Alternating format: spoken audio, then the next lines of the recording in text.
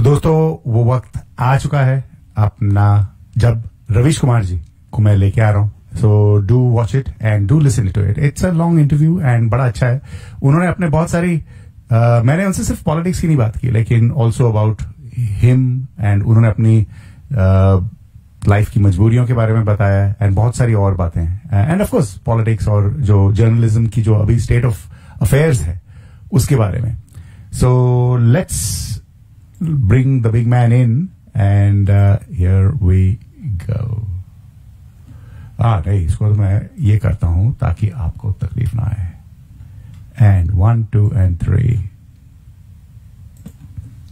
So good evening listeners। आज मैं अगर इंट्रोड्यूस करने की कोशिश करूं तो I will fall short of words, लेकिन मुझे फिर भी करना पड़ेगा, क्योंकि जब आप किसी को इंट्रोड्यूस करते हैं या इंटरव्यू करते हैं तो उसके पहले इट इज वेरी इंपॉर्टेंट कि आप उनको इंट्रोड्यूस करें। तो ये वो प्रथा है। तो इसके लिए अगर मैं सिर्फ ये भी कह दूं कि आज मैं रवीश कुमार से बात करने वाला हूं तो सारी इंट्रोडक्शन वहीं पे हो जाएगी, लेकिन नहीं, मुझे लगता है कि आई वांट टू से दिस कि he is the senior executive editor eight NDTV and prime time उनका बहुत पॉपुलर जो सेगमेंट है, और हम लोग भी यहाँ पे ऑस्ट्रेलिया में बैठ के देखते हैं और उसको फॉलो करते हैं। एंड मैं इनके पीछे 2019 से लगा हूं, जब इनको रेमन मैक्से अवार्ड मिला था, तब से मैं इनको चेज कर रहा हूं और आज जाकर मेरी इनसे रूबरू बात हो रही है जूम के अंदर में। He is Ramnath Goenka excellence in journalism award winner in 2013 and 2017 and he also has been presented with the Red Ink Award, and he's only the 5th Indian journalist to get the Raman Magsaysay Award. So, Ravish ji, आपकी तो ये छोटी सी introduction दी मैंने, but welcome to Australia. बहुत बहुत शुक्रिया मनवीर साहब। पहले तो माफी कि आप 2 साल से मेरा पीछा कर रहे थे। It is worth. हाँ, दुनिया के 2 हिस्सों में तो गया हूँ, यूरोप में लंदन और जर्मनी, और थोड़ा अमेरिका बस, और एक मलेशिया गया हूँ। लेकिन ऑस्ट्रेलिया की तरफ कभी आना जाना नहीं हुआ। लेकिन वहाँ एक फिल्मकार हैं गिरीश मकवाना, तो और एक गीता जी हैं, उनसे वो आकर मिली थी। तो मैं कुछ लोगों को अब मैं जानता हूँ और आपको भी अब जान गया, और आपके जरिए सारे श्रोता और दर्शकों से भी मेरा एक नाता बन ही गया। तो सभी को मेरी तरफ से आप नमस्कार जरूर कहिएगा कि ऐसे ही ये दुनिया ही ऐसी है कि कई बार बातों से, अल्फाजों से रिश्ते बन जाते हैं, और बनने जा रहे हैं बाकायदा। एंड ऑस्ट्रेलिया बड़ी खूबसूरत जगह है। यहाँ पे हमारी इंडियन पॉपुलेशन बहुत थोड़ी है, लेकिन इट्स अ ब्यूटीफुल कंट्री। कभी आइएगा आप, तो हम लोगों का खुशकिस्मती रहेगी आपको यहाँ पे घुमाने में और लोगों से मिलाने में। तो will I be correct to say कि आप एक सोल्जर हैं, एक छोटी सी आर्मी है इंडिया में जर्नलिस्ट्स की अभी भी जो जर्नलिज्म करती है, और उसमें आप एक फुट सोल्जर हैं। Will I be right in saying that, या आपको लगता है कि बहुत बड़ी आर्मी है, कि आपको लगता है छोटी सी आर्मी है? मनवीर साहब, अव्वल तो ये हमारा रोज का काम है, लेकिन हालात कुछ ऐसे बदल गए कि ये काम करना, मतलब इसकी जो बहुत बुनियादी चीज होती है वो करना भी एक बड़ी बात हो गई, जंग की तरह हो गई है कि आप लड़ते हुए वो कर रहे हैं। जिस तरह से मीडिया मतलब गांव से लेकर दिल्ली तक खत्म हो गया इस देश में, और जरूर अलग अलग तरह की आवाजें अब भी सुनाई दे रही हैं, लेकिन जो उसका बड़ा हिस्सा है वो खत्म हो चुका है। और आप उसी बड़े हिस्से का एक छोटा सा कलपुर्जा है, तो जरूर उसको फंक्शन करने में कई तरह की दिक्कतें आती हैं। दिक्कतें सिर्फ इस प्रोफेशन के भीतर नहीं आती हैं, बल्कि अब दिक्कत ये हो गया है सोसाइटी से, कि वो आपके लिखे हुए से, आपके बोली गई बातों से अब टकराने लगी है, गालियां देती है, आपको चिढ़ाती है, और आपको बुली करती है, और आपको थ्रेट करती है। तो जो सोसाइटी का जो पार्ट है, जो हमारा अल्टीमेट क्वेश्चन होता था कि सरकारें कितनी भी बड़ी होगी, जनता मेरी होगी, अब वो भरोसा नहीं है कि जनता मेरी है कि नहीं है। अब जो सरकार है वही जनता है, जो जनता है वही सरकार है।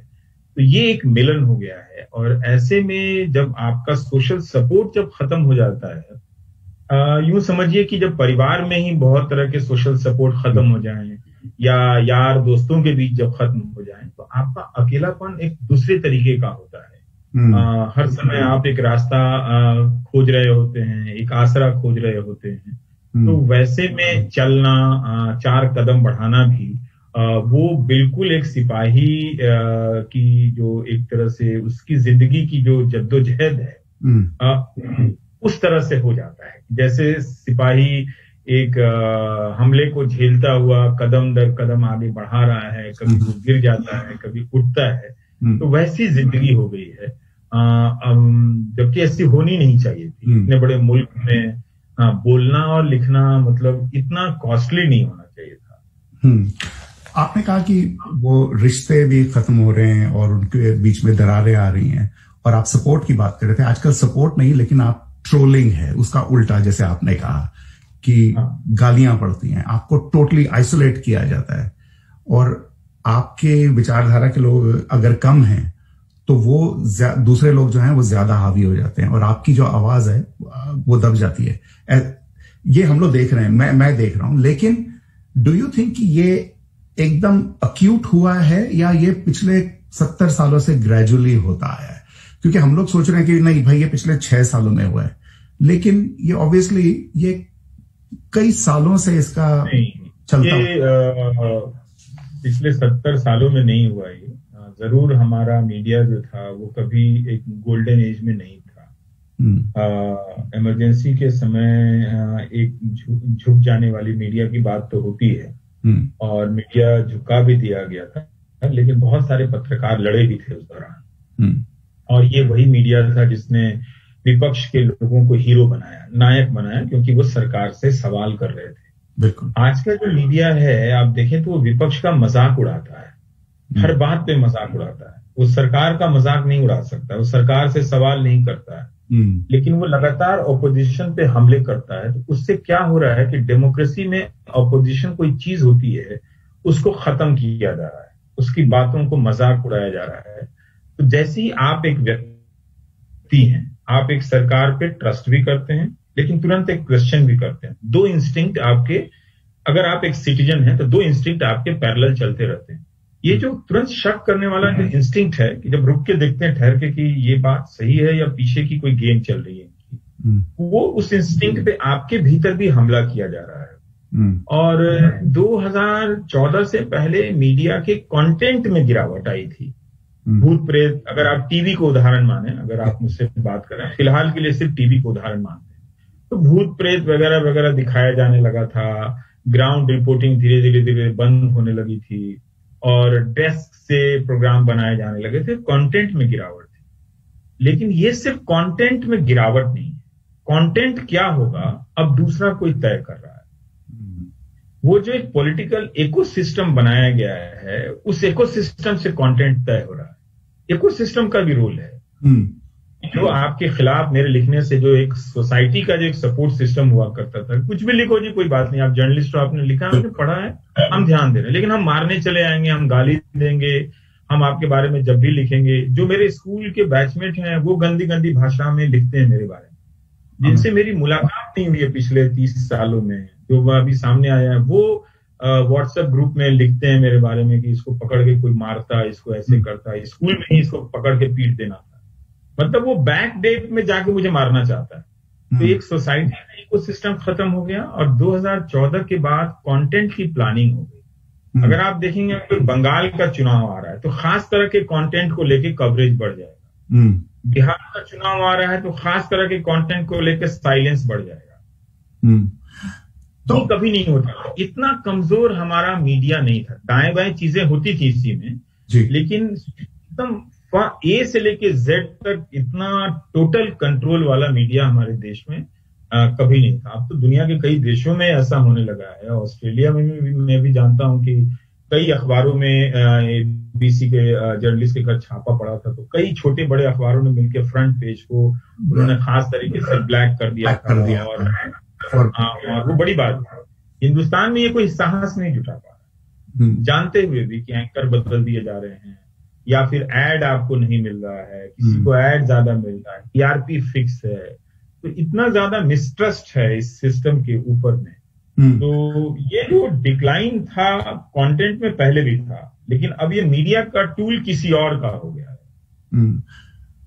और वो पूरा उसके हिसाब से काम कर रहा है। तो ये जो नया चेंज है इसमें, मुझे याद है 1960s, 70s, 80s में ब्लिट्स, करंट, इलस्ट्रेटेड वीकली, ये इंग्लिश की जो अच्छे न्यूज़पेपर्स थे जो कि गवर्नमेंट को डंडे लगाया करते थे। एंड उस टाइम पे भी गवर्नमेंट ट्राई करती थी उनका न्यूज प्रिंट का कोटा काट देना, वो चलते थे। बट जो आजकल हो रहा है ये कुछ अलग ही स्तर पे हो रहा है। और आपने जो कही ना बात, ये तो दूसरे लेवल पे चला गया है। हाँ, but is it only India? क्योंकि आप अमेरिका में भी देखें तो राइट विंग पॉलिटिक्स जैसे ट्रम्पिज्म के जिसको नाम बोलते हैं आजकल, तो ट्रम्पिज्म ने भी लोगों को डिवाइड किया है। वहां पे भी जो डिनर टेबल कॉन्वर्सेशंस है अमेरिका के घरों में भी, वहां पे भी प्रो ट्रम्प, एंटी ट्रम्प, तो वहां पे भी राइट विंग, आप यूरोप भी ले लें तो वहां की जो राइट विंग पार्टीज हैं, तो वहां पे भी घरों में ये जो लड़ाई है राइट और लेफ्ट या मिडिल की बात करते हैं हम लोग।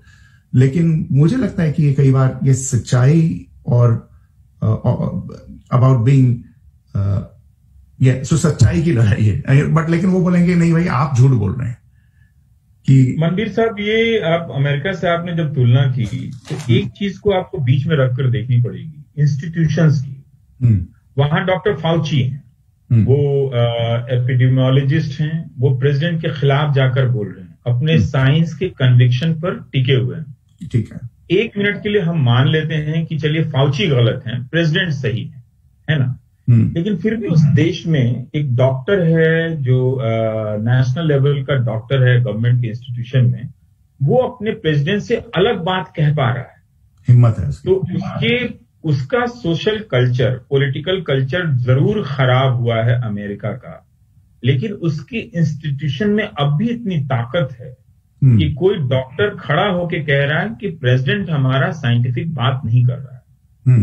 भारत में जब कोरोना आया तो थाली बजवाने लगे, दिए जलवाने लगे। बाद में जो डॉक्टर मरे, शहीद हुए, उन लोगों ने खुद चिट्ठियां लिखी थी सरकार को कि हमें शहीद होने की जो सम्मान राशि है वो समय पर नहीं मिल रही है। कई जगहों पे डॉक्टरों को, आशा वर्कर को, जो ग्राउंड पर इसे लेकर सर्वे कर रही हैं, उनको 10,000 रुपए जो कहा गया था कि हम एनकरेजमेंट मनी देंगे, सपोर्ट मनी देंगे, वो भी पैसा नहीं मिला है। इन सब चीजों को छोड़ दिया गया। कोई डॉक्टर है सिस्टम के भीतर जो खड़ा होकर कह दे कि हाँ हमारा ये तरीका सही नहीं है, हमें लॉकडाउन में नहीं जाना चाहिए। हम और आप नहीं जानते हैं कि लॉकडाउन से पहले नेताओं के अलावा इस तरह के एक्सपर्ट जो लोग थे उनसे कितनी आपने मीटिंग की थी। आप पूरे देश को एक तालाबंदी में झोंक रहे थे, आपके पास सिर्फ 5 लाख लोग थे, तो आप ठीक है, आप ये कह रहे हैं कि दुनिया के और देशों ने किया, ये उदाहरण देके नहीं कर सकते। अमेरिका में आज भी न्यूयॉर्क टाइम्स है, वॉशिंगटन पोस्ट है, CNN है, जो सरकार के दबाव में नहीं झुका। भारत में ऐसा नहीं है। भारत में सारी संस्थाएं, आज आप उन पर आंख मूंदकर विश्वास नहीं कर सकते हैं। आप अदालतों के फैसलों में वो फर्क दिखने लगा है, चुनाव आयोग की गतिविधियों में फर्क दिखने लगा है, और प्रेस के जो इंस्टीट्यूशंस हैं वो तो खत्म हो ही गए। जो कोरोना के समय जिस तरह से भयानक तरीके की चीजें हम एक्सपोज हुए हैं, इसलिए अमेरिका के पॉलिटिकल कल्चर और हिंदुस्तान के पॉलिटिकल कल्चर में समानता भले दिखती है, लेकिन एक जगह बहुत गहरा फर्क है कि वहां इंस्टीट्यूशंस अभी भी बचे हुए हैं, सरकार के भी और प्राइवेट मीडिया संस्थानों के भी। न्यूयॉर्क टाइम्स हो या बड़े बड़े अखबार हों, उन्होंने अभी इतनी आसानी से सरेंडर नहीं किया है, लेकिन भारत में 99% सरेंडर किया जा चुका है। अपवाद में एक आध खबरें आ रही हैं, लेकिन अब आप देखेंगे कि भारत में मंत्रालयों की रिपोर्टिंग, मिनिस्ट्री की रिपोर्टिंग, भीतर किस तरह के कॉन्ट्रैक्ट्स मिल रहे हैं, नहीं मिल रहे हैं, इन पर चर्चाएं बंद हो गई हैं। आपके देश में अडानी साहब को लेकर कितना विवाद होता है, कितनी खबरें छपती हैं। भारत के अखबार में छपने से लोग डरते हैं, तो कहीं कहीं छप जाता है, वही शेयर होता रहता है। तो मेन स्ट्रीम मीडिया उस तरह की चीजों को अब एम्पलीफाई करना बंद कर दिया है। इसलिए जो लोग सपोर्टर लोग भी हैं, मैं उनसे हमेशा कहता हूं कि भाई आपको पता ही नहीं है, आप क्या सपोर्ट कर रहे हो या किस चीज का विरोध कर रहे हो, क्योंकि इंफॉर्मेशन नहीं है ना। आप सब चीज परसेप्शन पर जा रहे हो, गट फीलिंग पर जा रहे हो, तो आप जाते रहो, लेकिन अपने देश के लिए कभी ऐसा मत चाहो कि हम उस देश से इतना प्यार करो कि उस देश के कोर्ट पे, उस देश के इंस्टीट्यूशन पे हम हमेशा सर उठाकर चले, और अगर उसमें कमी आए तो हमेशा उसमें इतने हार्ड क्वेश्चन करो कि जिससे लगे कि वो कमी अगर आ गई है तो इसे आज ही ठीक करनी पड़ेगी। हम इसको एक्सेप्ट नहीं करेंगे। सरकार की कुर्सी पर चाहे कोई भी बैठा हो, चाहे हम उसे इतना क्यों ना सबसे ज्यादा चाहते हैं, इतना तो हमें चाहना चाहिए ना। हम इस वतन को से मोहब्बत में हम कहां कहां दुनिया में मेहनत कर रहे हैं, इस देश में मेहनत कर रहे हैं। ऐसा क्या है कि इस देश का अखबार एक प्रधानमंत्री को ढंग से सवाल नहीं कर सकता? ऐसा क्या है कि इस देश का अखबार आप देखिए कि अंग्रेजी अखबार में बिहार चुनाव के दौरान सवाल पूछा गया है। उन सवालों के स्तर से शर्म आएगी कि इतना बड़ा देश जिसने 200 साल अंग्रेजों की हुकूमत को बिना लाठी बंदूक उठाए हवा में टांग दिया, इतने बड़े देश में पत्रकारों के पास अब वो इकबाल नहीं बचा कि वो आपसे पूछ सकें कि आपने ये तमाम फैसले लेकर देश की अर्थव्यवस्था को नीचे पहुंचा दिया, करोड़ों लोग बेरोजगार हो गए आपकी वजह से। तो पूछने की हिम्मत समाप्त हो गई है। जी। एंड ये जो जैसे आपने कहा कि जो इंस्टीट्यूशंस हैं, जैसे कोर्ट है फॉर इंस्टेंस, ये बड़ा एक बुनियादी सवाल है, मैं पूछ रहा हूं, और बड़ा मुश्किल सवाल भी है। लेकिन जब हमें ऐसा लगता है कि जो जजमेंट हमारे हक का हुआ है, हमारे हक का, या हम जिस इशू पे हम टिके हुए हैं, अगर उसके हक का जजमेंट हो तो हम कहते हैं हाँ कोर्ट इज इंडिपेंडेंट। लेकिन अगर उसका उल्टा हो जाता है तो हम देख भी नहीं पाते हैं कि भाई ये कोर्ट की इंडिपेंडेंस है या करप्शन है।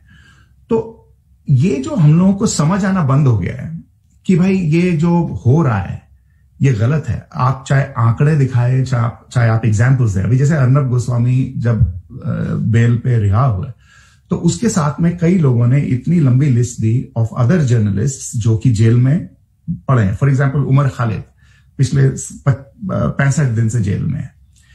तो ऐसे फैक्ट्स देख के भी हम लोग अगर उसको ना समझ पाए तो ये क्या है? ये हमारे कॉग्निटिव डिसोनेंस जिसको कहते हैं, ये क्यों हो रहा है हमारी सोसाइटी में? इसीलिए कि बहुत क्लिंजिंग हुई है। 2014 से आप देखें, सरकार आने के तुरंत 1-2 महीने के भीतर जो हमला होना शुरू किया, वो जो एक इंडिया एक भारत श्रेष्ठ भारत की बात हो रही थी, वो पूरा बदल गया अचानक एक कम्युनिटी को विलेन की तरफ पेश किया जाने लगा। एक आदमी को कुछ गलती करते हुए पकड़ा गया तो पूरे कम्युनिटी को उस तरह से दाग बनाया गया। अब आप देखें कि आप ज्यादा दूर ना जाएं, ये जब कोरोना फैला तो तबलीग जमात को लेकर कैसा बवाल मचा। इतनी रफ्तार से, बिजली लाइटनिंग स्पीड से नफरत फैलाई गई कि लोग सब्जी वाले का धर्म पूछने लगे। तुम मुसलमान हो तो हम सब्जी नहीं खरीदेंगे। तो वो करते करते उनके दिमाग से ऑपोजिशन पार्टी ही नहीं खत्म की गई, बल्कि सवाल पूछने के सारे फैकल्टी खत्म कर दिए गए। बिल्कुल को डाउटफुल बना दिया गया। और अब आप देखें कि एक ही केस है, हाई कोर्ट में सुनवाई हो रही है, सुप्रीम कोर्ट सुन रहा है। आज ही सुप्रीम कोर्ट ने जर्नलिस्ट के केस में कहा है कि हम सुनेंगे लेकिन आप पहले हाई कोर्ट जाइए। तो कुछ पैमाना तो सही होना चाहिए। इसीलिए मैं कहता हूं लोगों को कि आप जहां हैं, जिसको सपोर्ट करना चाहते हैं करो, इसको मत करो। इस देश में अगर 4 साल पहले किसी की सरकार में ये होता था कि किसी को भी फंसा दो, किसी को भी आतंकवाद के केस में फंसा के 15 साल तक जेल में बंद कर दो और उसके बाद उनको बाइज्जत बरी कर दिया जाए कि आप सबूत ही नहीं थे, इसका कोई प्रायश्चित नहीं है। डॉक्टर कफील खान को महीनों जेल में बंद कर दिया गया। बिल्कुल। इलाहाबाद हाईकोर्ट ने कहा कि अवैध रूप से इलीगली नेशनल सिक्योरिटी एक्ट लगाया गया। इसमें तो पूरे देश को खड़ा हो जाना चाहिए ना कि कैसे कोई ऑफिसर इलीगल तरीके से एनएसए लगा के किसी को भी बंद कर देगा। तो हमने इस तरह की चीजों के इंपॉर्टेंस को अब हमने स्टेक पर लगाना छोड़ दिया है। इसकी परवाह नहीं करते, बस जो हमने जिसको नेता मान लिया है वह उसके बारे में आप मत बोलोगे तो हम आपको गाली देंगे। ये जो लोग कर रहे हैं उन्हें पता नहीं है कि वो अपने प्यारे हिंदुस्तान के साथ किस तरह की धोखाधड़ी कर रहे हैं। इस हिंदुस्तान की एक आत्मा है, वो बड़ी पवित्र आत्मा है। उसकी पीठ में ना, आप भले उसके लिए कुछ ना करो, लेकिन उसकी पीठ में ना छुरा मत मारो। ये जो लोग कर रहे हैं ना, उसकी पीठ में छुरा भोंकने का काम कर रहे हैं। ये बड़ी पवित्र आत्मा है, ये कई हजार सालों से हमारे बातों विचारों में घूम रही है, हमारे जहन में है, जिसके पास हमारे पास बहुत बड़ी उपलब्धियां नहीं हैं, उसके बगैर भी हम बहुत मटेरियल सक्सेस के बगैर भी हिंदुस्तान की इस आत्मा को बहुत चाहते हैं। और इस आत्मा, ये जो रूह है इसकी, हम सब में, आप में, हम में, सब में है। तो ये सबको समझना है कि जब हम देश से प्यार करते हैं तो उस प्यार में शामिल होना चाहिए कि किसी के साथ नाइंसाफी नहीं होने दें। होता होगा, लेकिन आज जब हम पहले से ज्यादा हम आगे की हम समझ गए ना, पहले तो हमारे पास मोबाइल फोन नहीं था, आज हमारे पास मोबाइल है, तो हम पहले से ज्यादा अगर जागरूक हैं तो फिर हम ऐसा क्यों होने दे रहे हैं कि किसी डॉक्टर के खिलाफ, एक डॉक्टर के खिलाफ आप इलीगली एनएसए लगा सकते हैं, क्यों होने दे रहे हैं? ये लोगों को खुद से पूछना है। अगर वो आज नहीं पूछ रहे हैं, मंदिर साहब आप ये बात लिख कर रख लें, गड्ढे में गिरने वाले हैं और पूरी एक पीढ़ी को, पूरे एक दौर को गड्ढे में गिरा देंगे। आपने मोबाइल फोन की बात की कि भाई वो हमारे पास नहीं था और उसकी वजह से हम जागरूक हैं। मुझे लगता है बेड़ा गर्क ही वहां पे हुआ है शायद। मैंने उदाहरण दिया कि हम पहले की तुलना में आगे आए हैं, तो आगे की बात करेंगे, आगे क्या होना चाहिए। तो इस तरह से लोगों को एक डिल्यूजन स्टेट में डाल दिया गया है और वो जैसे बहुत हाई टेम्परेचर फीवर हो जाता है, आदमी कुछ बड़बड़ा रहा होता है, वही हाल समर्थकों का भी हो गया, वही हाल नेताओं का भी हो गया। तो कहीं भी लेवल प्लेइंग फील्ड भारत की डेमोक्रेसी में खत्म हो गई है मंदिर साहब। ये बड़ा गरीब देश था और इसमें फिर भी एक लेवल प्लेइंग फील्ड थी कि कोई गरीब घर का बेटा अलग पार्टी बना के कांग्रेस जैसी पार्टी को चैलेंज कर देता था। अब वो सारी प्रक्रियाएं बहुत स्लो हो गई हैं, कंट्रोल्ड हो गई हैं एक तरह से, कि सब मोहरे के रूप में एक दूसरे से काम कर रहे हैं। तो एक डाइवर्सिटी, ऑर्गेनिक जो था, हमारे ऑर्गेनिक एक्टिविटी जो था हमारी डेमोक्रेसी में, वो जरूर कम हुआ है। तो ये मैंने कई बार सुना है कि भाई बहुत सारे लोग आए हिंदुस्तान में, भारत में, अंग्रेज आए, मुसलमान आए, मुगल आए, मंगोलियन आए, लेकिन भारत वहीं का वहीं टिका रहा। तो अगर हमें इतना विश्वास है भारत में, about the integrity of Bharat, तो अभी हम लोग क्यों फिक्रमंद हो रहे हैं? अभी क्या अलग है? अभी बहुत ज्यादा अलग है। फिक्रमंद तो होना चाहिए क्योंकि वो टिका नहीं रहा, लेकिन उस दौर में लोगों ने बहुत भुगता और उसको ठीक करने में बहुत वक्त लगा है। इसलिए बहुत तरह के, आप धारा 370 है, कश्मीर का सवाल है, ये पूरे यूपी बिहार में आप जाएं, किसी ने 4 लाइन इस पे किताब नहीं पढ़ी होगी ढंग से, कुछ खुद का भी अपना अध्ययन नहीं किया होगा। हमारे अपोजिशन पार्टी भी इतनी डरपोक है कि इस तरह के इश्यूज पर अपनी तरफ से कोई पॉलिटिकिंग नहीं की, लोगों को बताया नहीं। जिससे देखिए गांव देहात में धारा 370 जपे जा रहा है, मालूम नहीं है उसके बारे में कुछ भी कि क्या हो रहा है, अब क्या हो रहा है, तब क्या हो रहा था, लेकिन हाँ जी वहां आतंकवादी पैदा होते हैं। तो इस तरह की प्रक्रियाएं जो इसलिए चिंता करने की जरूरत है कि हम आज जो भी समाज, जिस समाज की तरफ बन रहे हैं, इसी की बुनियाद पर तो हिंदुस्तान खड़ा होगा ना आगे। अगर हम सारे यूनिवर्सिटीज की आप हालत देख लें तो इस देश में कुछ भी गर्व करने लायक नहीं है। एक IIT हमें बचा लेता है, आप सीनियर जो रिसर्चर हैं उन्हें भी ढंग से 7-8 महीने तक स्कॉलरशिप नहीं मिली। ऐसा क्यों हो रहा है? इसलिए फिक्र करनी चाहिए कि जो बुनियादी चीजें हैं, जो हमारी कमजोरियां हैं, उन पर घमासान होना चाहिए था, बहस होना चाहिए था। जो लोग समर्थक हैं उनको सरकार पे दबाव डालना चाहिए था कि देखिए हम आपके समर्थक बने हैं तो इसके ये कॉस्ट है, आपको ये करना पड़ेगा। वो उल्टा हो गया कि आप भी करो या कुछ ना करो, ना भी करो तो भी ठीक है, हमने आप पे जो सवाल उठाएंगे उनको पकड़ के पीट देना है और आप कुछ भी करो, हम आंख बंद कर आप पे यकीन करना। ऐसा कभी भी नहीं होना चाहिए। और जो सवाल हम करें और जो सवाल आने वाले, जो सवाल पूछेगा उसको एंटी नेशनल बोल देना है, टुकड़े टुकड़े गैंग और उसका कैरेक्टर असैसिनेट करके। सबसे आसान है, आपको कह दिया आप मुसलमान हैं, अगर आप सवाल पूछ रहे हैं तो कह दिया मुसलमान हैं। ये क्यों है भाई? वो हमारे देश का हिस्सा है, वो हमारा नागरिक नहीं है, संविधान ने उसको नागरिक नहीं माना है। लेकिन ये आपको कहे आप मुसलमान हैं, ये मुसलमान के नाम पर डराने का आजकल नया खेल शुरू हो गया है और सब डरने लगते हैं। क्यों? इस तरह से दिन भर वो व्हाट्सएप में एक कम्युनिटी के खिलाफ, एक रिलीजन के खिलाफ ठीक उसी तरह का वातावरण चल रहा है जिस तरह से 84 में हर सिख को लोग कहते थे आतंकवादी है। ये मैंने फेस किया है, मुझे पता है। अब वो जो आप सोचिए कि उस वक्त मीडिया कितना कमजोर था, तब वो धारणा फैल गई थी। अब तो 24 घंटे ऑर्गेनाइज तरीके से व्हाट्सएप से, ट्विटर से, टेलीविजन चैनल से इसको किया जा रहा है। तो आप उसका स्केल देखिए कितना बड़ा है, किस लेवल पे जाके डैमेज कर रहा है। और हमने 84 में अगर हम कहने लगे सारे सरदार जी दिख रहे हैं वो आतंकवादी, इससे हमने हासिल क्या किया? मैं लोगों से बोलता हूँ रिजल्ट बताओ, उस नफरत का रिजल्ट क्या है? जीडीपी में रिजल्ट हो, किसी अच्छे कॉलेज के खुलने में रिजल्ट हो, या इकोनॉमिक एक्टिविटीज में किसी तरह का रिजल्ट हो, मुझे रिजल्ट बताओ।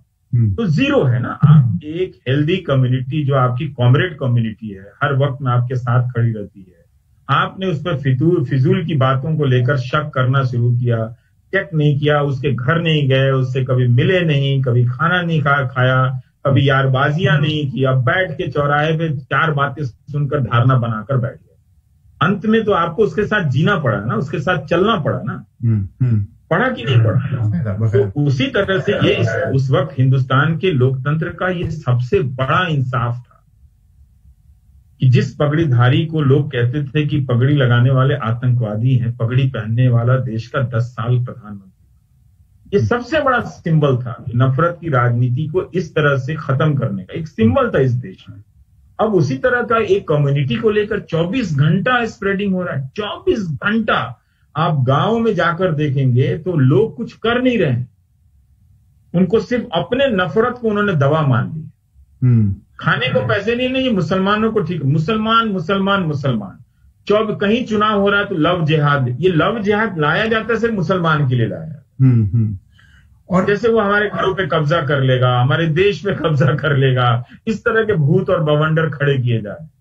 नेहरू तक को मुसलमान बना दिया मनवीर साहब, नेहरू तक को। अब कांग्रेस पार्टी डिफेंड नहीं कर पाई। जबकि लोगों को तो सड़कों पर उतर जाना चाहिए था कि आप नेहरू को कैसे कह सकते हो? हमारे आजादी के आंदोलन के नेता हैं और हमारे आजादी की लड़ाई में मुसलमानों ने भी योगदान दिया है, सिखों ने भी दिया है, ईसाइयों ने भी दिया है, जैन ने भी दिया। कोई ऐसा है जो नहीं किया हो? नहीं, उस टाइम पे तो हम नहीं जानते हैं कि जितने लोगों ने इस देश की आजादी के लिए जाने दी, हमें मालूम नहीं है कितने लोग थे।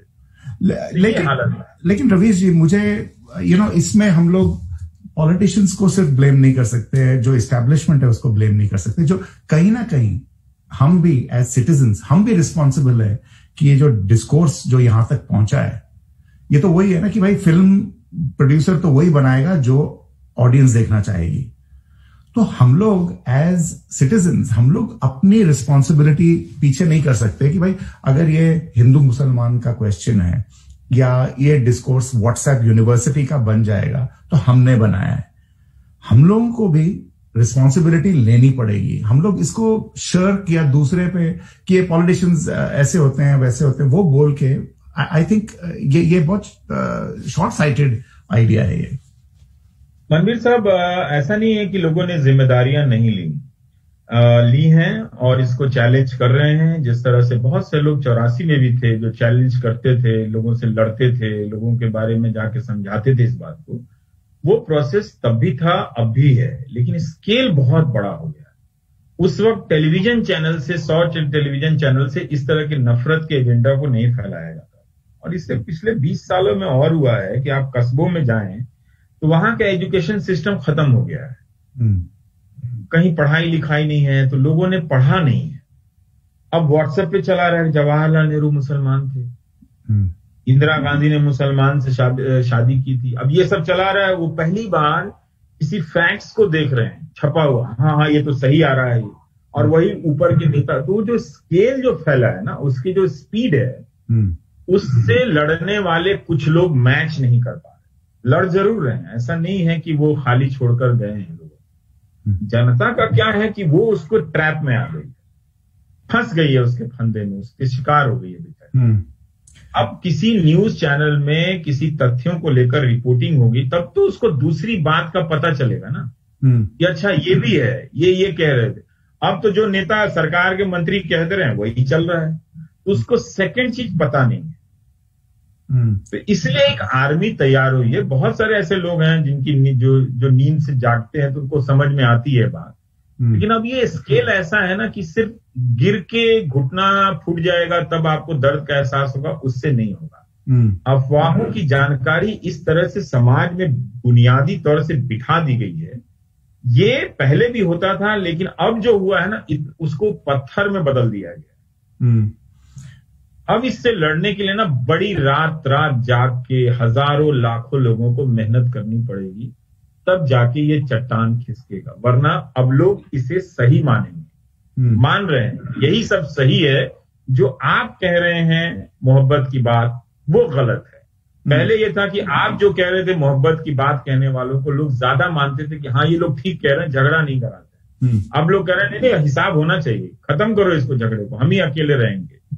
एंड आपको मैं ये डिस्क्लेमर दे दूं कि मैं रवीश जी का बहुत बड़ा फैन खुद हूं। तो रवीश जी, अभी आपने मेरी हेल्प करनी है ना, मैं आपका फैन हूं, तो ऑब्वियसली इसका मतलब है कि जो आपकी बातें हैं वो मेरे पे हावी हैं। And how do I know कि आप एक एंटी बीजेपी वर्कर नहीं है? कि मुझे कैसे प्रूव होगा, कि मैं किसको समझाऊं कि भाई ये जो व्यक्ति है, मैं इनके झूठ के तले नहीं हूं, लेकिन इनकी बातों में सच्चाई है। तो how do I know this? क्या पता आप फेक न्यूज मुझे पेडल करके कन्विंस करा दिया कि आप फेक न्यूज, एंड आप एक बहुत बड़े ट्रोल हैं जिन्होंने मुझे कन्विंस कर दिया है कि आप सही बोल रहे हैं। मैं आपके आप बिल बजा रहे हैं और मैं सुन रहा हूं। तो मजेदार सवाल है।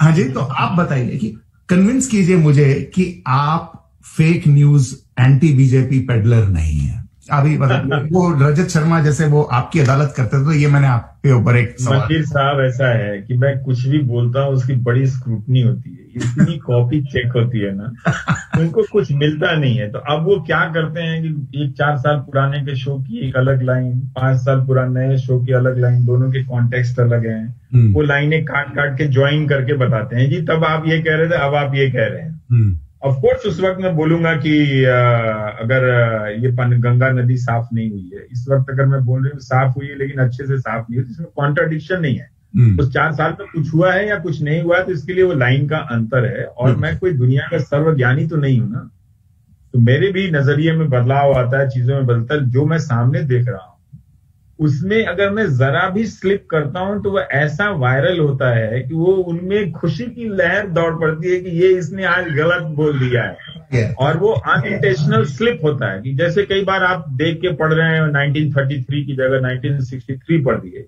इसी तरह की चूक वो अभी तक पकड़ पाए हैं। इतनी स्क्रूटिनी होती है मेरी कि कभी वो सामने लाके नहीं बोल पाते, बड़ी हालत खराब हो जाता है। मैं भी जानता हूं कि ये इतना मुश्किल हो गया है कि बहुत सारे फैक्ट्स को जब मैं डबल ट्रिपल चेक करने के बाद भी छोड़ता हूं कि नहीं, मैं 2 दिन बाद कहूंगा, आज नहीं कहूंगा, मेरे लिए कोई जरूरी नहीं है। 2 दिन बाद मैं वेट कर लेता हूं कि देखता हूं कि ये स्टोरी कैसे अनफोल्ड होती है, तभी मैं जाके कहूंगा। तो मैं जल्दी नहीं करता, आज ही करूंगा, आज ही घटना हुई। तो कई बार अब मैं वो भी छोड़ने लगा हूं, जस्ट कि सेल्फ चेक के स्टेप्स बढ़ा दूं मैं। ये खतरा बहुत ज्यादा रहता है। इसके बाद भी मैं किसी को समझा नहीं सकता, क्योंकि जिस तरफ लोग हैं वो अब इंफॉर्मेशन से मुझे जज नहीं कर रहे हैं, वो परसेप्शन से मुझे जज कर रहे हैं। और वो किसी को भी परसेप्शन से जज कर रहे हैं। अगर मेरी जगह कोई दूसरा भी आकर वही बात कर रहा हो तो भी वो उस पर विश्वास नहीं करें, उनको लगा नहीं जी इनके खिलाफ क्यों बात हो। वो ये बात नहीं समझ रहे हैं कि एक जर्नलिस्ट को, एक सरकार को लगातार क्वेश्चन करना चाहिए, खासकर उस सरकार को जिसका हर चीज पर लिमिटलेस कंट्रोल बढ़ जाए, जो पूरा मीडिया को खत्म कर दे, जिसके आगे पूरा मीडिया झुक जाए। तो हमारे संपादक अब जी हुजूरी करने लगे, तब वो आपको फोर्स ज्यादा दिखता है उसमें कहने की बात में। तो लगता है कि ये एंटी है। मैं एंटी कैसे हूं? कायदे से देखिए तो इतनी बड़ी प्रधानमंत्री कहते हम तो जी डेमोक्रेसी में बड़ा यकीन रखते हैं। आप अपनी पार्टी से पता करो ना, रवीश कुमार के शो में आपके प्रवक्ता क्यों नहीं जाते? तो मैं एंटी बीजेपी नहीं हूं। पूरी बीजेपी दुनिया की शक्तिशाली पार्टियों में से एक है। वो एक अदना से पत्रकार का एंटी है। अब आप सोचिए कि कितनी भयानक स्थिति है कि जहां एक गवर्नमेंट, जहां एक पूरी पार्टी आपका विरोध कर रही हो, वहां पर आप बेसिक काम कर पा रहे हैं। तो आप समझिए कि कितना मेंटल टॉर्चर से, आइसोलेशन से आपको रोज गुजरना पड़ता है। तो आप साबित नहीं कर सकते। मेरे सारे काम सामने हैं, उनके सामने हैं, वो लोग खूब, उनके पास सारे रिकॉर्ड में है, 50-50 बार प्राइम टाइम देखते हैं वो लोग। इसमें से कोई लाइन निकाल ली जाए, कुछ उस हिसाब से जितनी स्क्रूटनी हुई है, अगर मैं फेक न्यूज फैला रहा होता तो उसमें तो 1000 चीजें वो निकाल कर लाते। लेकिन नहीं है, व्हाट्सएप का ग्रुप बना सकता है। हाँ वहां पे आप अपनी फेक न्यूज फैला सकते हैं, ये तो व्हाट्सएप के थ्रू। तो लेकिन कल आपसे जब भी मैंने बात की तो आपने एक बात कही और वो मेरे पे काफी असर की, और वो एक that showed you as a very vulnerable human being. मुझे लगता है आपको शायद पता याद भी ना हो, आपने कहा मुझे, मैंने कहा आप बहुत बिजी हैं, तो आपने कहा हाँ मैं अपने काम में बहुत बिजी रहता हूं और मैं उदास हूं, समथिंग लाइक दैट। आपने कोई टर्म यूज किया कि मैं उदास हूं या फिक्रमंद हूं, तो वो बात मेरे जहन में अड़ गई कि आप उदास हैं। एंड ये मुझे लगा कि भाई हम लोग जब रवीश को देखते हैं तो रवीश को हम लोग देखते हैं as a good orator, as somebody जो फैक्ट्स को काट सकते हैं और निष्पक्ष बात पेश कर सकते हैं। लेकिन कहीं ना कहीं वो जो आप में वल्नरेबिलिटी है, आपको एक सूनापन, एक अकेलापन, मुझे ऐसा लगा आपकी बात सुन के। तो इज दैट ट्रू? आपको उदास, आपने कहा कि मैं उदास हूं या ऐसे कुछ कहा आपने? ये बात सही है मनवीर साहब। अगर मैं आपको जानता नहीं था, आप भले 2 साल से कर रहे हैं, लेकिन मैंने आपसे अपनी बात कह दी। यही मैं छिपाता नहीं हूं, मुझे आता नहीं है कि अपने चीजों को छुपाकर हर समय एक लोहे के फौलाद की तरह आपको नजर आऊं। और अगर मेरे अंदर ये घबराहटें, ये उदासियां खत्म हो जाएंगी तो मैं बहुत निरंकुश और क्रूर किस्म का इंसान हो जाऊं, फिर मुझे किसी बात की परवाह नहीं होती। बहुत खूबसूरत। इसलिए मैं बिल्कुल जब आपसे पहली बार बात हो रही है तब भी मैं लिख सकता हूं कि मैं उदास हूं। उसके बहुत सारे रीजन हैं। रोज मुझे बहुत काम करना पड़ता है, कई साल से मैं 10 घंटा 12 घंटा, मैं हर दिन 6000-5000 शब्द टाइप करता हूं। जी खुद पढ़ता हूं। तो मेरी जिंदगी में कुछ और चीजें नहीं है। पहले काफी चीजें थी, मैं इश्क पे चीजें लिखा करता था। आप तो कवि भी हैं। हाँ, मैं वो सब अब बंद हो गया है। तो अब मैं दिन भर एक समस्या के बारे में, या कोई भी मुझसे बात करता है तो एक गंभीर भयानक सी समस्या को लेकर आ जाता है। अब सब जगह से पत्रकारिता बंद हो गई है। उनको लगता है ये करता, तो वो पहली लाइन लिखते हैं कि आपसे ही उम्मीद है। तो क्या मैं सबकी स्टोरी कर सकता हूँ? असंभव है ना। मैं भारत के सारे अखबारों के बदले में अकेले नहीं छप सकता। नहीं, सही है ना, मेरे पास इतना रिसोर्स है। कई जगहों पे तो रिपोर्टर तक नहीं है, तो कई जगहों की कहानियां भी नहीं होती, पता ही नहीं चलता है। तो एक तरह का काम, आप लिमिटेड क्षेत्र में हैं फंसे हुए वहां पे, तो उसमें आप लगातार काम करते करते एक तरह से आप मोनोटोनस होने लगते हैं, उदासियां भी आती हैं। मेरा कोई सोशल लाइफ नहीं है कि शाम को मैं किसी के घर पार्टी कर रहा हूं या मेरे घर मेहमान आ रहे हैं, इसका तो मेरे पास कभी वक्त ही नहीं मिला। तो और जिंदगी बहुत तेजी से भाग रही है।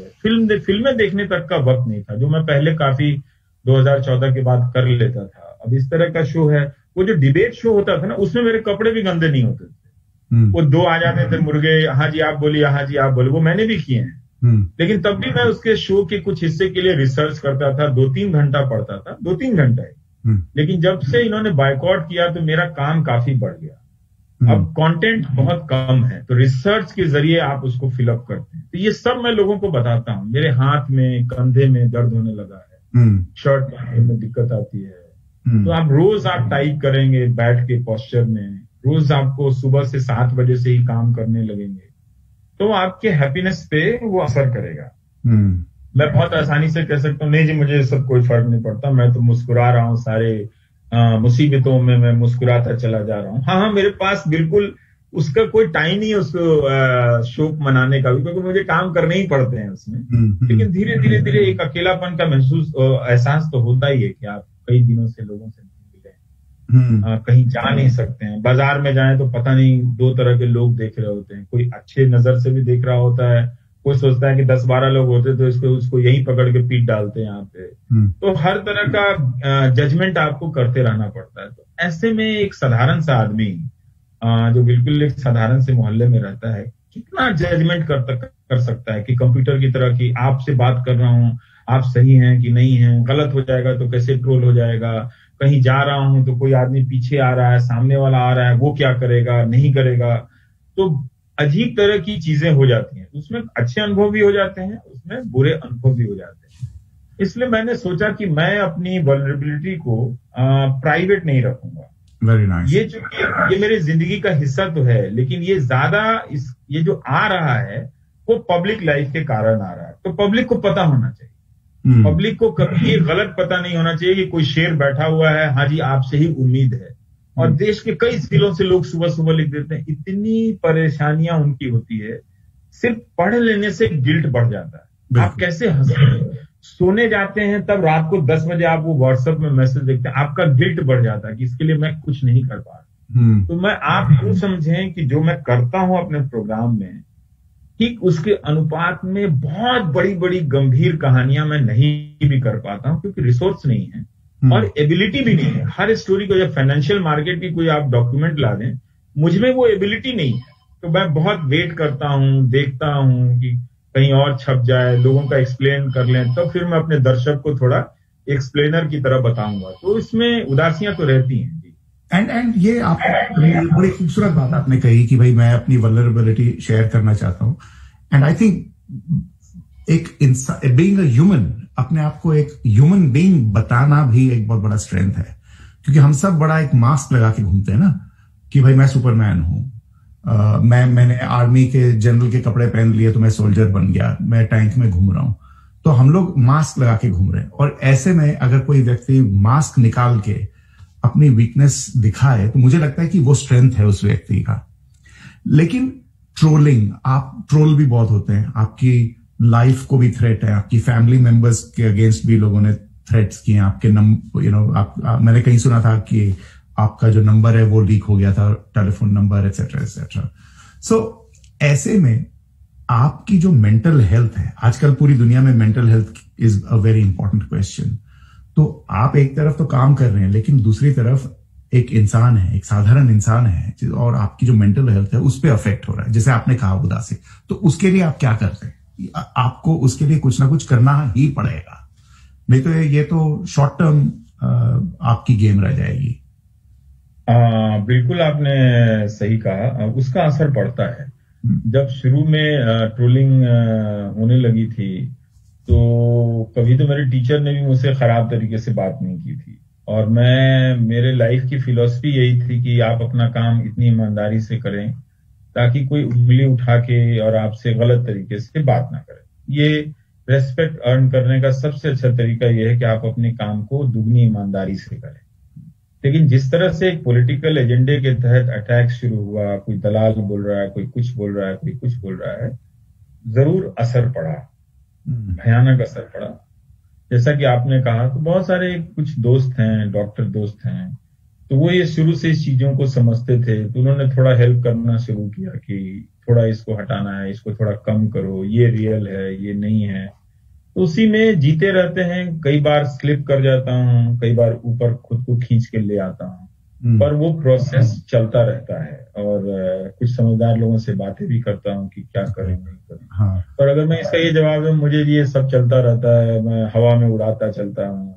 मैं नहीं चाहता कि लोग किसी के बारे में ऐसी धारणा बनाए। कोई हीरो ऐसा हीरो नहीं होता है, वो नकली हीरो है, वो स्टंट और एनिमेशन से बनाया गया हीरो होता है। और जो भी ऐसा कहता है कि उसे किसी चीज से फर्क नहीं पड़ता है, उसे हीरो नहीं मानना चाहिए। हीरो उसे मानना चाहिए जो आपके जैसा हो, थोड़ा आपसे अलग हो सकता है, लेकिन वो आपके जैसा, वो भी आपके जैसा रो सकता है, वो भी, उसका भी दिल टूटता है, उसका भी दिल दुखता है, उसे भी कुछ खाने का जी करता है पर नहीं खा पाता है, अपनी पसंद की दुकान पे नहीं जा पाता है। तो जरूर ये असर तो पड़ता है। रोज फिगर आउट करता हूँ, सीख रहा हूँ पहले से कहीं ज्यादा बेहतर। कुछ लोगों से बातें करता हूँ जो प्रोफेशनल्स हैं, उनकी मदद भी लेता हूँ। Very good. वो लोग उनकी मदद से फिर अपने प्रॉब्लम्स को, अपने वेव्स को समझने का प्रयास तो मैं करता हूँ, ताकि आप उसको हटा के थोड़ा हैप्पीनेस को आप कंट्रोल कर सकें, उसको महसूस कर सकें। अच्छा, ये सवाल मैंने पता नहीं, मैंने सुना नहीं किसी ने आपको पूछा है, लेकिन हो सकता है पूछा, आप पॉलिटिक्स में आएंगे? हाँ? बहुत मुश्किल है। मैं चुनावी राजनीति को जब जमीन पर देखता हूँ,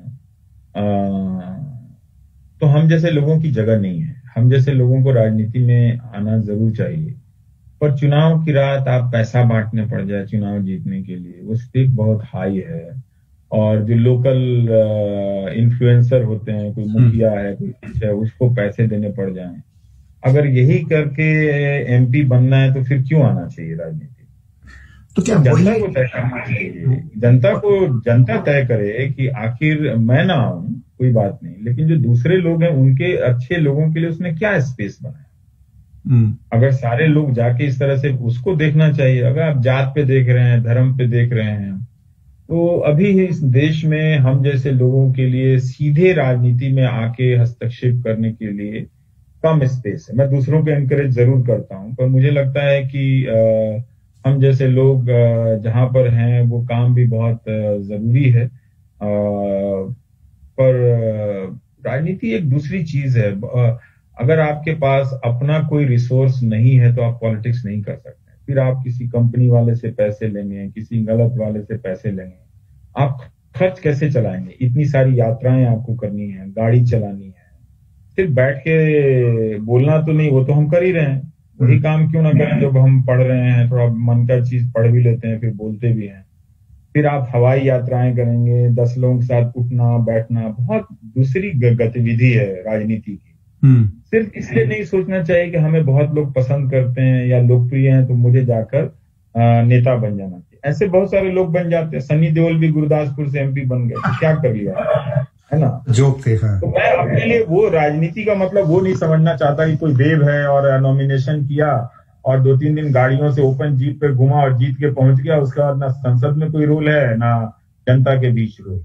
तो इसलिए जनता ने ही हम जैसे लोगों के लिए राजनीति में दरवाजे बंद कर रहे हैं, क्योंकि अंडर हैंड डीलिंग पब्लिक में भी होती है। ऐसी बात नहीं होती है कि जिस तरह से अभी आप चुनाव लड़ने जाएं तो मैं आपको लिख के दे सकता हूं कि मैं अगर किसी कॉन्स्टिट्यूएंसी से चुनाव लड़ रहा हूं तो उस कॉन्स्टिट्यूएंसी के प्रेस रिपोर्टर मुझसे पैसा लिए बगैर छापेंगे नहीं मेरी खबर।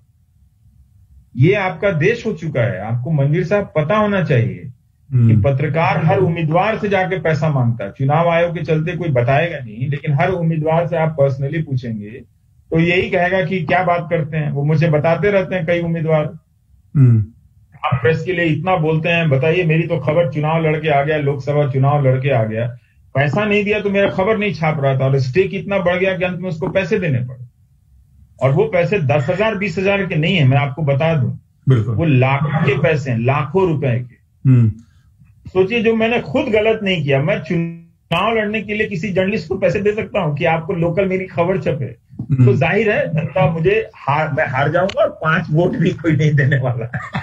तो वो मुगालता नहीं पालना चाहिए। ठीक है, हम सब राजनीति में ही एक तरह से उसको अच्छा बनाने के लिए कंट्रीब्यूट कर रहे हैं कि जो हमारे राजनीतिक दल हैं उनमें अच्छाई का दबाव ज्यादा हो, नैतिकता का दबाव ज्यादा हो, तो ये भी एक योगदान ही है, तो यही समझ के करते हैं। ठीक है, लेकिन बड़ी पेसिमिस्टिक सी बात आपने कही अभी रवीश जी कि भाई एक्चुअल बात मैं बता रहा हूं। अगर आप किसी एमपी से बात करेंगे तो वो कहेगा कि बिल्कुल 100% बात कही है। लेकिन अगर ये गिल्ट आपको क्लीन करना पड़ेगा। मैं इस गिल्ट को नहीं झेल पाऊंगा, मैं नहीं झेल सकता। तो ये तो आपने तो बड़ी फेटलिस्टिक और बड़ी पेसिमिस्टिक सी बात कही है कि भाई मैं पॉलिटिक्स में नहीं जा सकता हूं क्योंकि वो सारा ही भ्रष्ट है, टोटल। अगर टोटली ऐसा है, अगर हर जगह पर यही गेम चल रही है, तो उसको तो हम लोग कभी साफ ही नहीं कर पाएंगे। कैसे करेंगे? लोग जाते हैं साफ करने के लिए, एक चुनाव में करते हैं, उसके बाद हो नहीं पाता है। अगर आप कहें कि पॉलिटिक्स में जाने के बहुत 1000 तरीके हैं, बहुत लंबा रास्ता है। अगर आप वो बदलने जा रहे हैं ना, तो आपको अपने जाके वहां पे कार्यकर्ता घोषित करना होगा, कई साल उसमें लगाने पड़ेंगे। अगर हम यूं समझें कि नहीं, हमें थोड़ा नेशनल लेवल पे वॉइस चाहिए, अगर हम किसी जगह पे जाके एमपी का चुनाव लड़ना चाहते हैं और वहां से जीत कर आए और तुरंत हस्तक्षेप करें, तो उस रास्ते में बहुत ऐसे समझौते हैं जो मुझे नहीं लगता कि मैं वो झेल पाऊंगा। और मैं आपको कम बताया कि ताकि वो पेसिमिस्टिक ना लगे, लेकिन आप किसी उम्मीदवार से ऑफ रिकॉर्ड बात कीजिए जी जी, जो जीत कर आया है उससे भी, वो भी आके कहता है भाई साहब आपके प्रेस वालों ने तो मांस नोच लिया। 4 लाइन की खबर छपवाने के लिए उन्हें 5-5 लाख रुपए मांग रहे थे हमसे। कमाल। 6 लाख। और इसकी कहीं कोई वो चुनाव आयोग ये सब बनवाता रहता है, पेड न्यूज फेड न्यूज ये सब बना के, होता कुछ नहीं है। कुछ नहीं होता, कोई सिस्टम काम नहीं करता, क्या करें। मैं देखना चाहिए चुनाव आयोग, क्योंकि एक कॉन्स्टिट्यूएंसी में एक 3 उम्मीदवार लड़ रहे हैं, तो सिर्फ एक ही का कवरेज क्यों ज्यादा है, बाकी 2 का क्यों नहीं, ये कौन देखेगा। अभी जैसे हम लोग यहाँ पे, मैं ये जो हमारा रेडियो स्टेशन है, तो ये कम्युनिटी रेडियो स्टेशन है 89.3। तो इसमें क्या होता है कि यहाँ पे सरकार पैसे देती है कम्युनिटी रेडियो चलाने के लिए, तो लैंग्वेजेस को प्रमोट करने के लिए। तो जैसे हमें 2 घंटे मिलते हैं थर्सडे नाइट्स पे, 2 घंटे, एक बड़ा डिस्काउंटेड सा प्राइस होता है, थोड़े से पैसे लगते हैं, एक टोकन फी होती है इनकी 2 घंटे की। तो उसमें हम लोगों को इंस्ट्रक्शन है कि अगर मैं लेबर पार्टी का किसी को इंटरव्यू कर रहा हूं, पॉलिटिशियन को, तो मुझे इट इज इंपॉर्टेंट कि मैं दूसरी पार्टी को भी इंटरव्यू करूं। ये मुझे करना पड़ेगा, कि ये नहीं कि मैं लेबर वाला हूं तो मैं हर बार लेबर वाले को इंटरव्यू कर रहा हूं। तो अगर आप समझ रहे हैं ना कि कैसे ये छोटा सा कम्युनिटी रेडियो स्टेशन है, लेकिन उसके बावजूद अभी जैसे हम लोग हिंदी इंग्लिश में प्रोग्राम करते हैं, लेकिन अगर मैं किसी लोकल पॉलिटिशियन को लेके आऊं, जिस से मेरा कोई दोस्त है, अगर मैं उसको इंटरव्यू कर रहा हूं, तो उसकी जो ऑपोजिशन पार्टी है, फिर मुझ पे प्रेशर है कि उसको भी उतना ही टाइम देना पड़ेगा मुझे। हम ये बेसिक बात नहीं, जब मुझे बीजेपी ने बॉयकॉट किया तो कई नेता मुझसे अब बात नहीं करते हैं, तो चुनाव होता है तो उनके नेता बात ही नहीं करते हैं। तो अब मैं क्या करूं, तो मैंने बाकी जो दूसरे दल के लोग हैं उनका इंटरव्यू करना बंद कर दिया। पूरी तरह से नहीं हुआ, कुछ इंटरव्यू जरूर किए हैं, लेकिन मैं नहीं करना चाहता हूं। मुझ पे हमेशा एक मोरल प्रेशर रहता है कि इसका ये तो देना चाहता है, ये तो मिल जाएगा, लेकिन जो नहीं देना चाहता है एक इम्बैलेंस बन जाएगा। बिल्कुल। और आप कितनी बार बोलते रहेंगे कांग्रेस का इंटरव्यू करके कि हाँ बीजेपी ने इंटरव्यू नहीं दिया, बीजेपी ने इंटरव्यू नहीं दिया, तो वो रास्ता ही मैंने छोड़ दिया। जबकि कुछ इंटरव्यू किए हैं मैंने, राहुल गांधी का किया था, एक बार बिहार चुनाव हो रहा था तब नीतीश कुमार का किया था, वो 2015 में काफी बहस हुई। मैंने वो उनके यहाँ से क्लियरेंस आ गया था, मैंने मांगा था दोनों तरफ से, बीजेपी के नेताओं से, उनसे, वो आया नहीं। फिर लगा कि मैं नहीं करूंगा। तो लोगों ने कहा कि बड़ी मुश्किल से टाइम मिल गया, सुबह हेलीकॉप्टर उड़ना है, फिर वो देंगे नहीं दोबारा, इलेक्शन का टाइम होता है, तो मैं जाके करके आया। लेकिन मैं नहीं चाहता था कि मैं करूं, 2015 की बात बता रहा। तो एक तरह से एक तो सिस्टम को ये भी ठीक करना पड़ेगा कि आपको देना पड़ेगा। ये कौन सा चुनाव आयोग है कि कह रहा है कि तुम सारा नेताओं को एक चैनल का जो प्रोमिनेंट प्रोग्राम है आप उसमें इंटरव्यू ना करो। और दूसरा, ये कितना अच्छा सिस्टम है कि कम्युनिटी रेडियो तक में ये सिस्टम लागू है। ये तो अखबारों में होना चाहिए था, ये चुनाव आयोग को देखना चाहिए था। हर लोकल लेवल की कमेटी होनी चाहिए थी जो हर दिन का पेपर देखता कि भाई इसमें एक ही अखबार के एक ही पार्टी का क्यों छपा है। आप चुनाव हो रहा था बीजेपी का, बिहार का कोई भीतर का पन्ना देख लें, ज्यादातर कवरेज आपको मिलेगा बीजेपी का। अगर 5 मंत्री जाएंगे, 5 मंत्री का कवरेज होगा, और जो दूसरे के लोग जाएंगे या तो उनका कवरेज कम होगा या उल्टा सीधा आधा अधूरा अनमने ढंग से कुछ लिखा रहता है जो कोई सेंस नहीं होता। ये आप देख सकते हैं, आप तो कोई प्रूवन चीज है। मेरे पास एक आइडिया है आपके लिए, अगर बीजेपी वाले नहीं आ रहे तो आप कांग्रेस वालों को बोलो मैं आपका इंटरव्यू तभी करूंगा, आप एक साथ में बीजेपी वाले को लेके आएंगे। तो हैं तो सारे इकट्ठे ही हैं। शाम में तो सारे इकट्ठे दारू पीते हैं। हाँ, उनकी आपस में दोस्ती बहुत अच्छी है। वही मैं कह रहा हूँ, मैं कहता हूँ कि हम अपनी दोस्ती क्यों खराब कर रहे हैं उनकी वजह से। वो कब किसकी पार्टी में चले जाएं, बिल्कुल सही, किसके यहाँ सीएम बन जाएं, किसके यहाँ डीसीएम बन जाएं, किसके यहाँ मिनिस्टर बन जाए, और हमें एक दूसरे के कुर्ते फाड़ने में लगे हुए हैं, गालियां देने में लगे हुए हैं। बताइए मेरे स्कूल के उस दोस्त को, जिससे मेरी मुलाकात नहीं हुई, ये कह रहा है कि स्कूल में ही तभी उसको पकड़ के मारना था। ये कितनी हैवानियत और हेट्रेड, दिस इज हेट्रेड बोलते हैं ना। मैंने उससे क्या लगता है, वो अमेरिका चला गया तो कोई उसने तीर मार लिया जिंदगी में? लाखों लोग अमेरिका, खुद अमेरिका को देख ले, वहां के अखबारों को देख ले।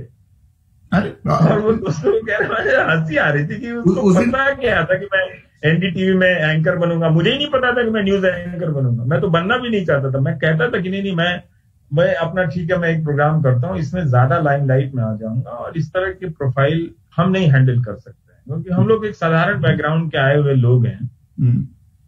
और ये सारे चीज अब मैं तो लोगों से कहता था कि इतना पॉपुलर होने के लिए आपको सोशली और इकोनॉमिकली फिट होना पड़ता है, इसको आप हैंडल कर सके ना। कि आप 4 मैनेजर को रख लें, अब सब्जी भी हम ही को लाने जानी है तो उसमें दुकान में देखना पड़ता है, हाँ जी आप आ गए हैं जी, तो वही लोग ही मुझे एम्बैरेस करते रहता है। मैं एम्बैरेस नहीं हूं मैं बाहर जाके सब्जी खरीदने में, वो ऐसे देखते हैं जैसे लगता है कि इसे 4 महीने से सैलरी तो नहीं मिली है, बेचारा भूखा तो नहीं है। मैंने अजीब हालत है। तो मैं अक्सर लोगों से कहता रहता था, पर ये अब जो हो गया सो हो गया, क्या किया जाए।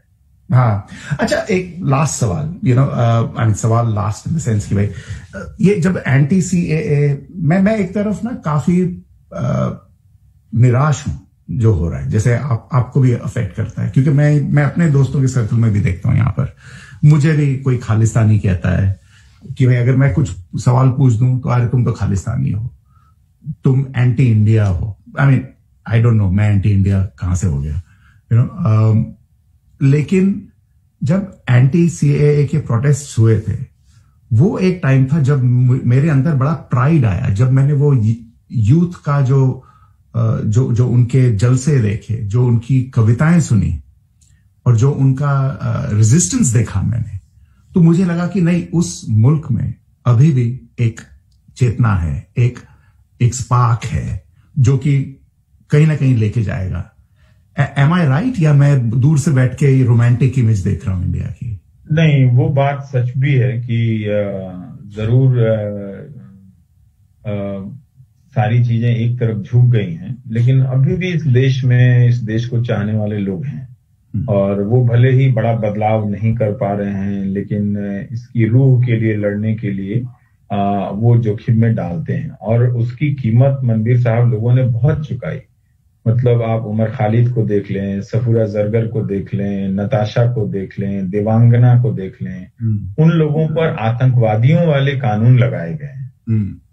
इन्होंने सिर्फ पर्चे पढ़े और सिर्फ भाषण दिए, इसके अलावा उन्होंने कुछ भी नहीं किया। इतना उकसाया गया कि कोई पिस्टल लेके उनकी रैलियों जहां पर शाहीन बाग के सामने गोली चलाने चला गया सामने से, तब भी वो उकसावे में नहीं आए।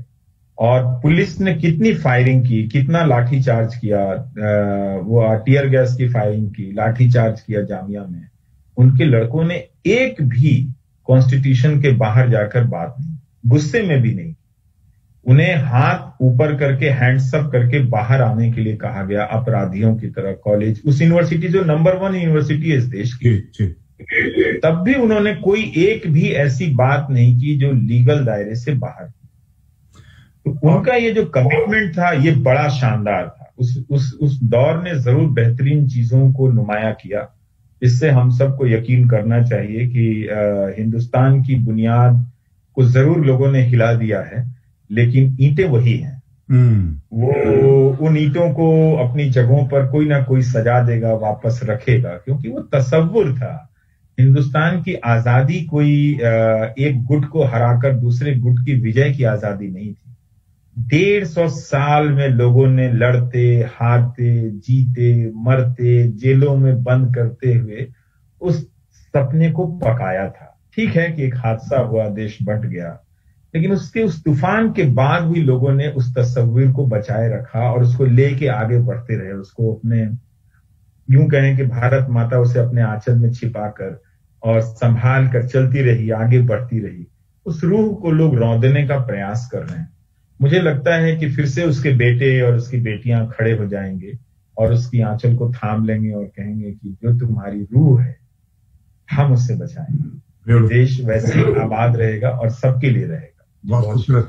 वो मैं आपको एक सीक्रेट बताता हूँ, वो मैं जब भी वो रैलीज देखता था और वो वहां पर प्रियम्बल पढ़ते थे तो मेरे आंखों में आंसू आते थे। जस्ट प्रियम्बल पढ़ना कि हमने और कुछ नहीं करना है, एक प्रियम्बल पढ़ना है, एंड उसके अंदर ही पूरा जो स्ट्रगल है वो प्रियम्बल में आ जाता है, क्योंकि वो प्रियम्बल आपको गाइड कर रहा है, आपकी लाइट है।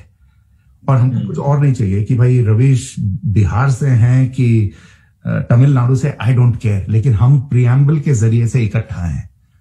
एंड वो जब पढ़ते थे it was really very strong. Bharat के जितने भी राजनीतिक आंदोलन हुए हैं, उन तमाम राजनीतिक आंदोलनों में से अगर आप देखें कि ये सबसे ब्राइटर और सबसे सुंदर पक्ष था। साइट था हमारा कि लोग प्रियम्बल पढ़ रहे थे, आम औरतें प्रियम्बल पढ़ने लगी थी। इससे संविधान की आत्मा जो है ना फिर से लोगों में उतरने लगती है, और ये देश के लिए, किसी भी देश के लिए बड़ा अच्छा होता है कि वो अपने संविधान का जश्न मना रहा है और उसकी जनता संविधान को गा रही है, अपने सपने में उसके संविधान को देख रही है। और हमारा संविधान तो वही है, तसव्वुर, जिस ख्वाब को हमने बचाया, बनाया, लहू लुहान हुआ उस ख्वाब को, उसके 2 टुकड़े किए गए, लेकिन तब भी हम उस ख्वाब को बचाते रहे, जितना भी बचा है बचाते बचाते यहां तक लाए। तो उसका रूप तो दिख रहा था, बहुत सुंदर मुजाहिरा था उसका। उम्मीद करता हूं कि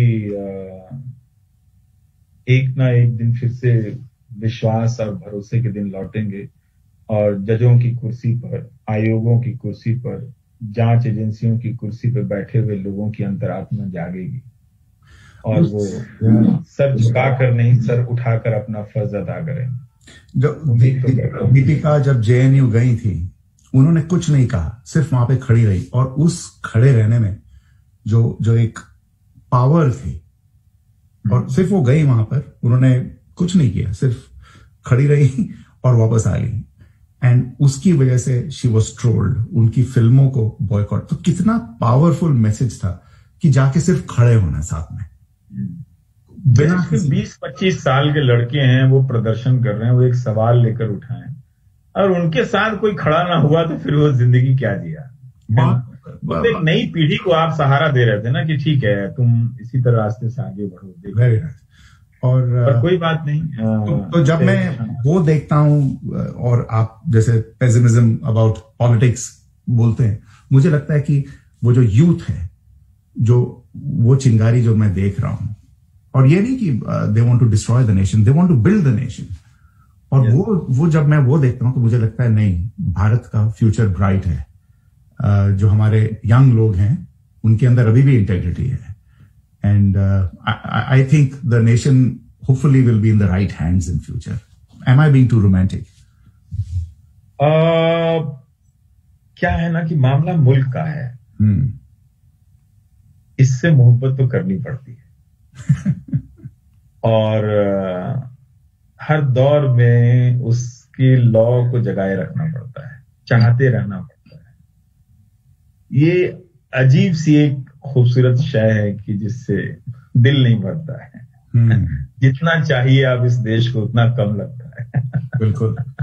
तो बिल्कुल रोमांटिक होना चाहिए, उसमें अगर आप ज्यादा हैं तो भी अच्छा है। तो भी अच्छा है। Very nice. आपकी कोई कविताओं की किताब छपने वाली है कि नहीं? फिलहाल नहीं। आपने मुझे हल्का कर दिया बात करते करते, बहुत अच्छा लगा, लेकिन फिलहाल नहीं। नहीं, आप वो मुझे लगता है कि ये जो क्रिएटिव एस्पेक्ट है, हम अभी जैसे मैं मैं 8 घंटे नौकरी करता हूँ, फैमिली चलाता हूँ, लेकिन ये मेरा साथ में जो ये क्रिएटिव या थिंकिंग प्रोसेस करता हूँ, तो मुझे पूरा हफ्ता ये ठीक रखता है। तो जस्ट अ सजेशन, आप obviously you are a very experienced man, लेकिन अगर आप उस पे थोड़ा तवज्जो दें, आपका जो क्रिएटिव एस्पेक्ट है, तो आई थिंक जरूर, मैं सोच भी रहा हूँ, करूंगा जल्दी कुछ कीजिए प्लीज। एंड जब भी आप करेंगे तो उस टाइम पे I will again start knocking. हो सके शायद 2 साल लगे आपकी किताब छपने के बाद आपसे इंटरव्यू करने का, लेकिन it will be another time that I would like to talk to you. Ravi ji, बहुत बहुत शुक्रिया मनवीर साहब, आपका और आपके श्रोताओं का, आपके दर्शकों का, उनसे दूर है, उन्हें करीब लाने के लिए बहुत बहुत थैंक यू। एंड होपफुली एक दिन आप ऑस्ट्रेलिया आएंगे, तो आपके थोड़े थोड़े मित्र बन रहे हैं यहाँ पर, तो please it will be a pleasure to host you. आप आइएगा। Thank you. ठीक है, थैंक यू। मैं लीव करता हूं। Thank you. Okay ji.